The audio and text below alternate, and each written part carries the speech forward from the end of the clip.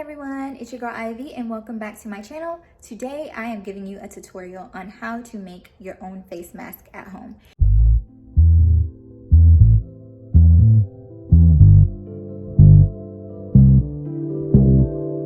This can be done with either a sewing machine or you can do it by hand, and you will need 100% quilted cotton, which you can find at Walmart or any local fabric store. You'll need elastic for the part that goes around your ear. You'll need thread and a needle. If you have a sewing machine, use that sewing machine, and scissors. Also, if you have pins, that'll be great too. Here's the video on how to make them. Without further ado, let's get right into it. So first things first, I need to prep the area I will be working on.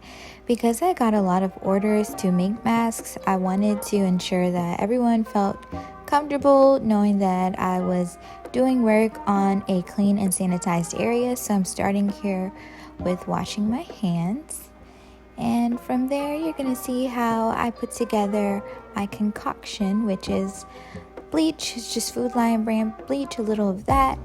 Going to add some water to that, as well as a little bit of vinegar, white vinegar, so that we can start spraying down the area and wiping it down.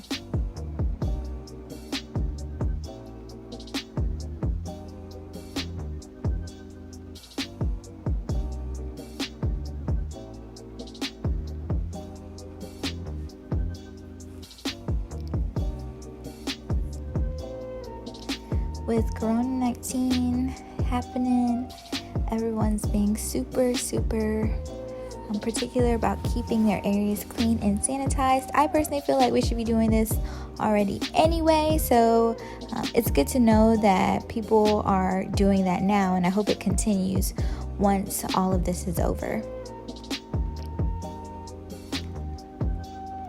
So next, I just want to throw on these gloves, and I'm going to use it for while I'm prepping the fabric. I really don't need it, but I mean, we're here now.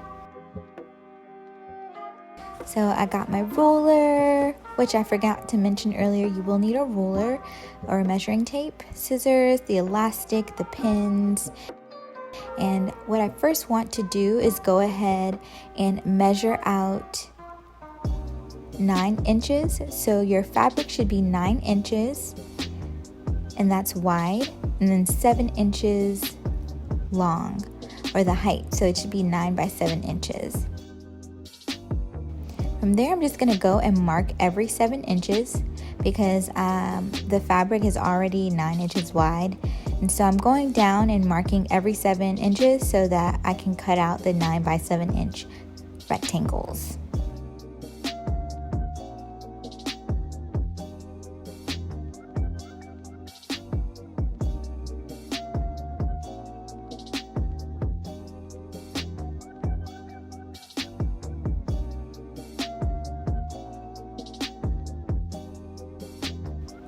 So now I'm just going down and marking or just tracing where I marked the 7 inches, because that'll be my guide in cutting, or else I'm going to start cutting diagonals and it'll be terrible. Definitely tried it before and it was a fail, so this really helps. Next, it's time to cut. So I'm just gonna cut all the way down.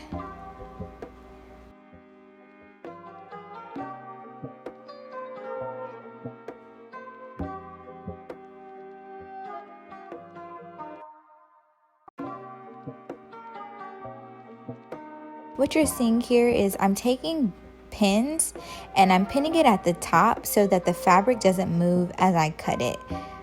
That just helped me so the fabric wouldn't get moved around, but you definitely don't have to do that. I also got a hole in my glove, so I was like, F it, I'm just gonna take them off and wash my hands and continue doing my work.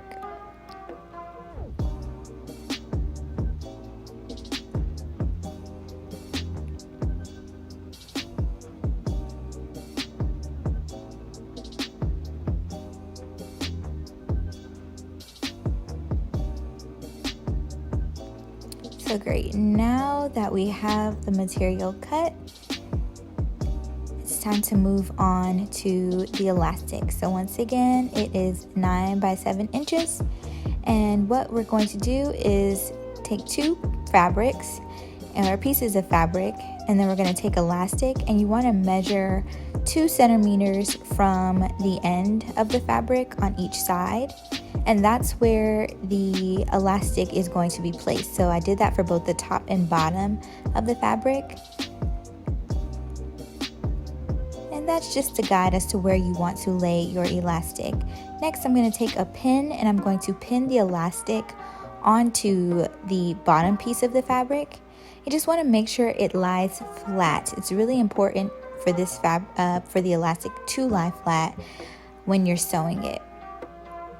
And this is, of course, what will go around your ear for your mask.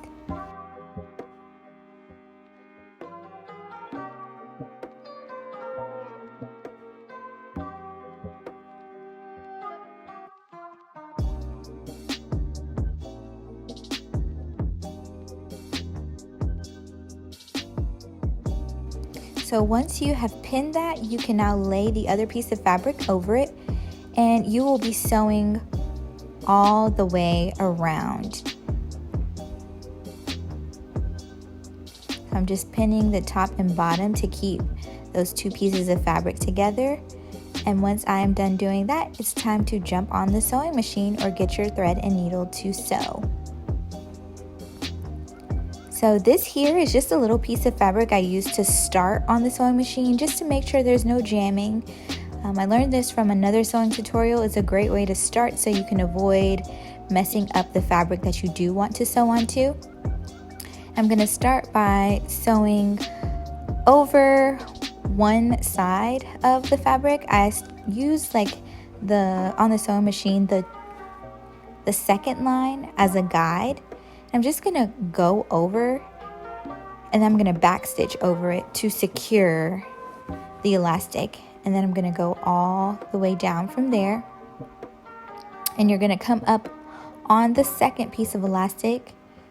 And what you want to do is just make sure the elastic stays within the fabric. You want to make sure it stays inside because you'll see later on. Give you a little bit of suspense. Once again, backstitch to ensure it is secure, and then you turn the fabric. So you're going to turn at each corner so you can continue sewing instead of having to cut the thread and then readjust the fabric. Just turn at each corner. We're going to turn again, and once again, take out that pin from the elastic, and you're going to sew over it. And then you want to backstitch.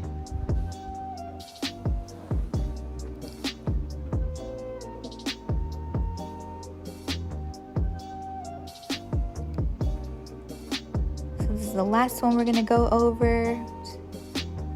You can turn. I'm going to go ahead and cut off that extra fabric I used. But what I realized here is that I did not pin the elastic flat. So I want to use this as a teaching moment for you. If you run into this issue, no worries. Just grab your seam ripper, or if you have a razor blade, use that. And you're gonna come back and just cut the thread that is sewn over the part that you want to undo. You're gonna use a seam ripper to undo the thread.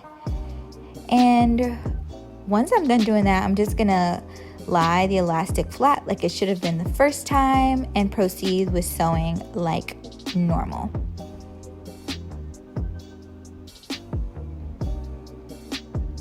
Get you a seam ripper if you don't have one. It is amazing. Okay, so I'm laying it flat now, and once again, I'm just gonna kind of go back to where I started or where I originally was at, and I'm going to sew it down correctly this time, elastic flat. Once again, don't forget to backstitch. Then when you come back over, we're going to turn this last corner and sew all the way down. Once again, making sure the elastic is on the inside of the fabric. And that should leave you with this triangle here with the elastic sticking out. Next, what we want to do is cut those corners and the excess elastic. And then what we'll also do is trim off all that extra string. I mean, it doesn't really matter considering what we're about to do now, but I'm just kind of picky like that. So we're gonna cut a small slit onto one side of the fabric. As you can see, we have two sides now, but we're gonna cut a small slit and we're gonna use this to push the fabric inside out.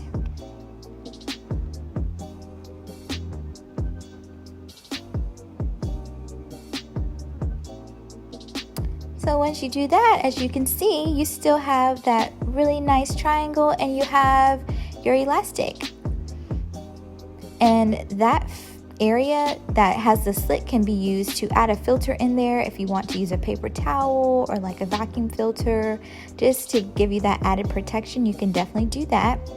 But moving forward, we're going to start kind of like folding up the fabric to create these pleats. And I just do two. You can, if you want to be super precise, like measure it, but I just kind of like do it just kind of based on my own what I think looks good. And you'll fold it and you'll pin those areas, and that should leave you with a nice looking mask. So once you're done pinning it, you're going to want to sew around the perimeter. What I'm doing here is just kind of pulling out the corners that didn't get pulled out initially. And once again, we're just going to sew around the perimeter, once again doing what we did before and just turning at each corner.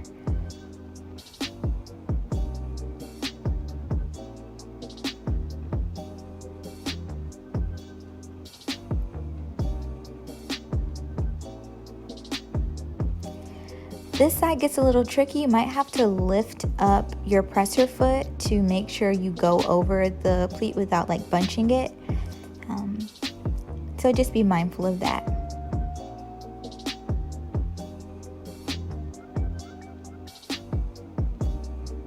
Always remember to backstitch so you can keep everything in place. And from there, you have a lovely mask. All good to go.